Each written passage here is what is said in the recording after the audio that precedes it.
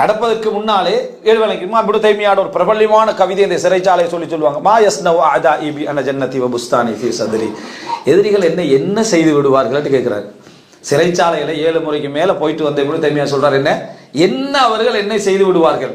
அந்த ஜன்னதி வ புஸ்தானி ஃபீ சத்ரி, எனது சொர்க்கமும் எனது தோட்டமும் எனது உள்ளத்துக்குள்ளே இருக்கிறது. என்னை எதுவுமே என்ன செய்ய முடியாது என்றது ஈமானி அறிவோடு சார்ந்த விஷயம். அன்புள்ள சகோதரர்களே, இந்த விளக்கம் நான் சொல்லக்கூடிய அதாவது இந்த நிறைய பேருடைய நிலையில நீங்க என்ன பார்க்கலாம்டா, எங்களோட பழகக்கூடிய மக்களிடத்துல நீங்க நிறைய என்ன பார்க்கலாம்டா, அறிவு வறுமை ஒன்று இருக்கு. ஈமானிய அறிவில் ஒரு வறுமை ஒன்று இருக்கும். ஆனா ஈமானிய பொறுமை இருக்கும். விளங்கிதா? எப்படி ஈமானிய பொறுமை இருக்கும், ஈமானிய அந்த சபரெல்லாம் இருக்கும், அதெல்லாம் இருக்கும். இப்ப பிரச்சனை என்னன்னா, இந்த சபருள் ஈமானிய சபருள்ளவரும் இந்த அறிவு வறுமை அறிவுல தெளிவுள்ளவரும் சந்திக்கிற சந்தர்ப்பத்தில் தான் இந்த பிரச்சனை என்ன செய்யுது சம்பந்தம். ஏன்னா அவருக்கு அதுல தெளிவில்லை.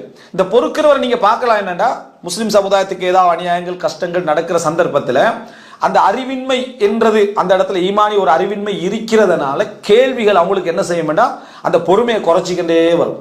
அந்த பொறுமை என்ன செய்யும், குறைத்து கொண்டே வரும். பொறுமை குறைஞ்சிக்கிட்டே வந்து அடுத்து என்ன நடக்கும், குஃப்ருக்கு போக வாய்ப்பு இருக்கு, இறைவனை நிராகரிக்க வாய்ப்பு இருக்குது, இறைவனை தப்பாக நினைக்க வாய்ப்பு இருக்கு. ஆனா அவர் ஆரம்பத்தில் பொறுத்தவர் தான், ஆனா அந்த தப்பாக நினைக்க வாய்ப்பு இருக்கு. அதனாலதான் ரசூல் ஸல்லல்லாஹு அலைஹி வஸல்லம் சொன்னாங்களே, அல்லாஹ்வுடைய ஒரு ஜிஹாது களத்துல போராட்ட களத்துக்கு வந்த ஒரு மனிதர் ரசூல் ஸல்லல்லாஹு அவர் ஷஹீதாகிறாரு, அவர்கள் கடுமையாக போராடுறாரு, யுத்தம் செய்யறாரு, அவங்க எல்லாம் சொர்க்கவாதி என்று மக்கள் சொல்லக்கூட ரசூலுல்லாஹ் சொன்னாங்க இல்ல அவர் நரகவாதி அப்படின்னா. ஏன்னா அவர் போராட்டத்துக்கு வந்தாரு தான், யுத்தம் செய்தாரு தான், அல்லாஹ்வுடைய பாதையில என்ன அதாவது தியாகங்களை செஞ்சாரு தான். ஆனா அவருக்கு அறிவுல தெளிவு என்ன செய்யல இருக்கு, ஏன்னா அவருக்கு அது தெரியும். அதனால பதட்டம் வந்த நேரத்தில் என்ன செஞ்சாரு, அதாவது ஈட்டியை வச்சு அவரே தற்கொலை என்ன செய்தாரு, தன்னை தற்கொலை செய்து கொண்டார் அப்படின்றத பார்க்கிறோம்.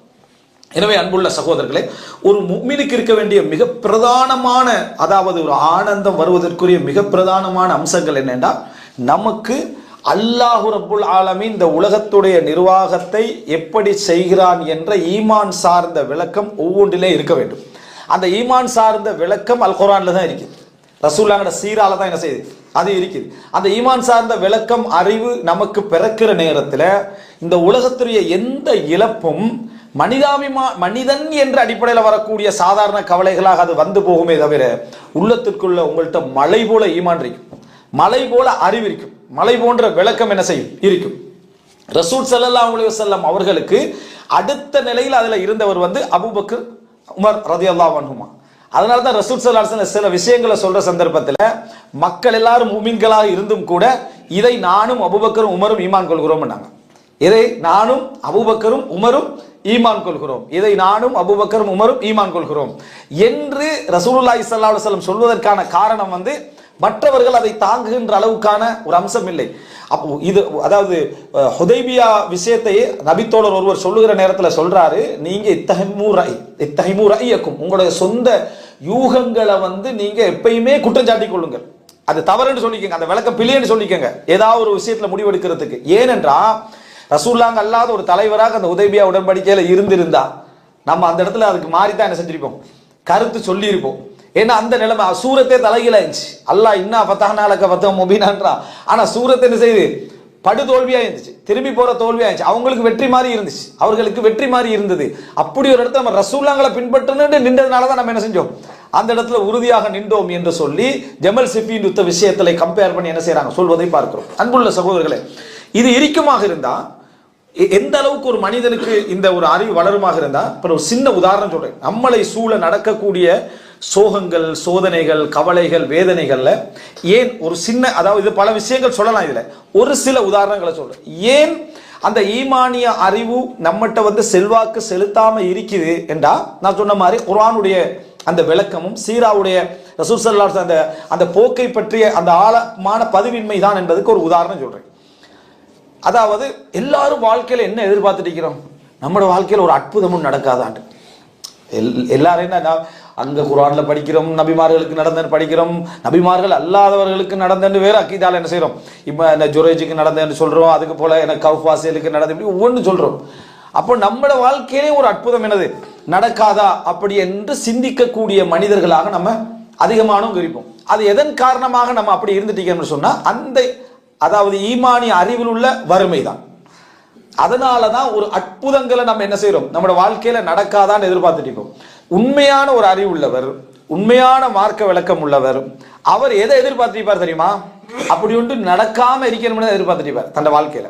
அற்புதங்கள் என்ற வாழ்க்கையில என்ன செய்ய வேண்டிய அவசியம் இல்லை, நடக்க வேண்டிய அவசியம் இல்லை. இதை ஒரு உண்மையான மூவியோட எதிர்பார்ப்பாங்க. சோதனையை நான் சந்திக்கிறேன், சோதனையை நான் ஃபேஸ் பண்றேன், அதுல நான் பொறுத்துக்கொள்றேன்.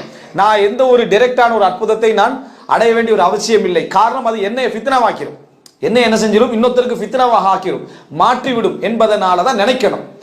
ஆனா அது நினைக்காதனால நம்மகிட்ட என்ன பழக்கம் இருக்கேன்னா, யாராவது ஒருத்தர் துவா கேட்டுருவார், அந்த துவா அவருக்கு கபூலாகிடும். ஏன்னா அவர் வாழ்க்கையில் அது நடக்கும். அவர் என்ன செய்வாருண்டா, அந்த கபூலாகின விஷயத்தை ஊர் ஃபுல்லா சொல்லிட்டு தெரிவார். நீ பாருங்க, அற்புதம் நடந்தது, அற்புதம் ஒரு அற்புதம் நடக்கிறதுக்கு எது இருக்காதே, நான் இப்படி ஒரு துவா கேட்டேன் கபூல் ஆகிட்டு, நீங்களும் கேளுங்க அப்படின்னு. சரியா, நாம் இப்படி துவா கேட்டேன் கபூல். இது எப்போ சொல்லலாம்? ஒரு மனிதர் சோதனை அளிக்கிறாரு, கஷ்டத்தில் இருக்கிறாரு, வேதனை அளிக்கிறாரு, அவருக்கு ஆறுதலுக்கு இது உதாரணமா நீங்க என்ன செய்யலாம். நான் இப்படி ஒரு சோதனை அனுபவிச்சேன், அப்ப நான் துவா கேட்டு நீங்க என்ன செய்ய, நீங்களும் கேளுங்கன்னு சொல்லலாம். இது அப்படி இல்லை. அவர் அந்த ரம்மியத்திலே ரசனையில தான் தெரியுது, வணங்கிட்டா இப்படி ஒன்று கபூலாகிட்டே அப்படின்னு. அதான் உலகம் ஃபுல்லா என்ன பரத்தி பரத்தி பரத்தி சொன்னவர்கிட்டே 10ஆம் முறை சொல்றோம். நீங்க அந்த துவா விஷயம் தானே அவர் என்ன முந்தி சொல்ற அளவுக்கு வெறுத்து போய்த்துறான். ஃபித்னா, இதுதான் ஃபித்னா. அதாவது ஒரு அற்புதம் நமக்கு நடக்குமாக இருந்தா இமாம்கள்லேருந்து நல்ல மக்கள்லேருந்து என்ன விரும்பினாங்கன்னா மறைச்சிக்கிறது. ஏன்னா அது சோதனையா மாறிடும், நமக்கும் சோதனையா மாறிடும், அவருக்கும் சோதனையா மாறிடும். ஈசா அலைஹிஸ்ஸலாம் காட்டிய அந்த அற்புதத்தால தான் ஈசா அலைஹிஸ்ஸலாத்தை கடவுள் எடுத்துக்க என்ன செஞ்சாங்க, கொண்டு போய் வச்சாங்க. அல்லாஹ் தஆலா அந்த சோதனையை ஆக்கினான். தஜ்ஜால கடவுள் ஏன் சொல்ல பார்த்தாங்க, மக்கள் சொல்ல அதான் முயற்சி எடுப்பாங்க. ஏன் அவன் காட்டுற அந்த அற்புதத்தால மக்கள் அந்த ஃபித்னாக்குள்ளாகி கடவுள் இடத்துக்கு வர பார்ப்பாங்க.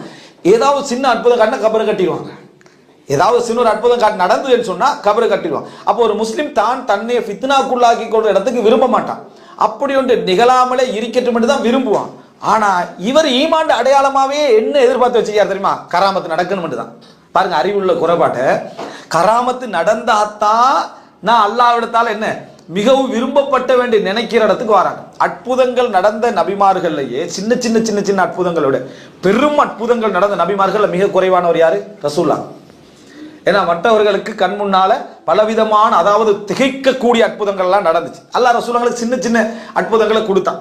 அற்புதம்ன்றது பெரிதுதான், ஆனா அற்புதங்களோடு கம்பேர் பண்ற சந்தர்ப்பத்தில் அல்லாஹ்வே சொல்றான், நான் அற்புதங்களை அனுப்பாமல் இருக்க எம்மை தடுத்ததெல்லாம் இல்லான் கதபபிகள் அவ்வளும், ஆரம்பமானவர்கள் அதை நிராகரித்ததுதான் என்றான். இது நம்ம சோதனைக்குள்ளாக்குற விஷயம். ஆனா நம்ம ஈமானுக்கு அடையாளமாவே நிறைய பேர் என்ன விளங்கி வச்சுக்கிறான்டா, கராமத். நம்மளுக்கும் இந்த ஜுரைஜ் மாதிரி ஒரு கராமத் நடந்தா, கவுப்பாசிகள் மாதிரி ஒரு கராமத் நடந்தா, அப்ப நம்மள அந்த அவுலியா லிஸ்ட்ல வந்துருவோன்னு விளங்கி வச்சுக்கிறோம்டா. நம்முடைய ஈமானிய அறிவுட நிலைமையை நினைச்சு பாருங்க. இது நமக்கு நேரடியாக நடக்காம இருக்கிறது தான் விளங்கணும். அல்லாஹு தஆலா எத்தனை முறை அந்த தடியை மூசா அலைஹிஸ்ஸலாத்திட்ட என்னது உங்களோட வலதுல இருக்கிறது என்னன்னு கேட்டு, அதனால நீங்க என்ன செய்றீங்கன்னு கேட்டு ஏற்கனவே அற்புதத்தை செஞ்சு காட்டினான்ல. அந்த தடியோட தான் கடலுக்கு முன்னாலே நின்றார், அந்த தடியோட தான் பிரவுனுக்கு முன்னாலே நின்றாரு. ஏற்கனவே யூஸ் ஆயிடுச்சுன்னு மூசா அலைஹிஸ்ஸலாம் போட்டார். அதை ஏற்கனவே இது அற்புதம் ஆயிடுச்சு தானே, நமக்கு அப்படி ஒரு தடி இருந்தா அந்த தடி அதுக்கப்புறம் விட்டுருவோமா நினைச்சு, அப்படி நடந்துன்னு வைங்களேன், அந்த தடியை நம்ம விட மாட்டோம்.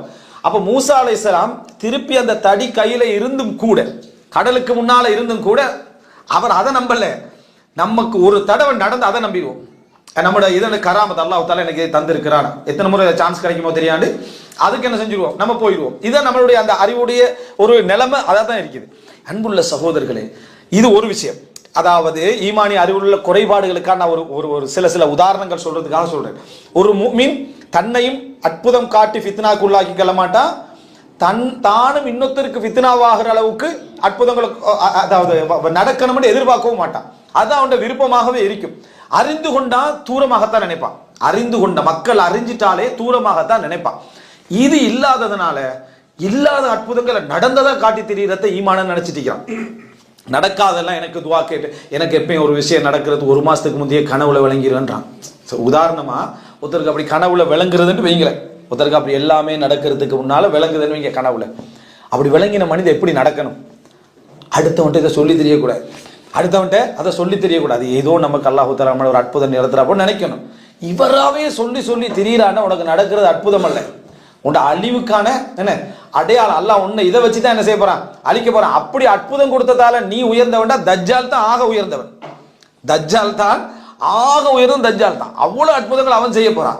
நீ இது ஒரு அற்புதத்தை நினைக்கிறேன்னா நீ இப்ப சோதிக்கப்பட போற நினைக்க. நீ இப்படி சொன்னா ஒரு ஈமான் உள்ளவன் அறிவுள்ளவர்கள் புரிஞ்சு கொள்வாங்க. அறிவில்லாத மக்கள் அவனை ஃபாலோ பண்ண ஆரம்பிப்பாங்க. இது சம்பந்தமா உங்களுக்கு எதுவும் கனவு நடந்துச்சா? இப்ப புதுசா பலஸ்தீன் பிரச்சனை போயிட்டு உங்களுக்கு ஏதாவது 6 மாசத்துக்கு முந்தைய கனவுகள் வந்து பட்டுதான்னு கேட்க ஆரம்பிச்சு. இப்போ கடைசியில் வேற நிலைமைக்கு 2 மாசத்துல இப்ப கனவை நீ பொய் தான் சொல்லணும். ஏன்னா அந்த எல்லா கனவும் வராது. தோட பொய் சொல்ல வேண்டிய நிலைமை, தன்னையை தானே ஃபித்னாக்கி கொள்ளாக்கக்கூடிய நிலைமை. இதெல்லாம் ஒரு அதாவது தவறான எடுகோள்கள், தங்களை அற்புதமாக நினைக்கக்கூடிய அம்சம். இது ஒரு அம்சம்.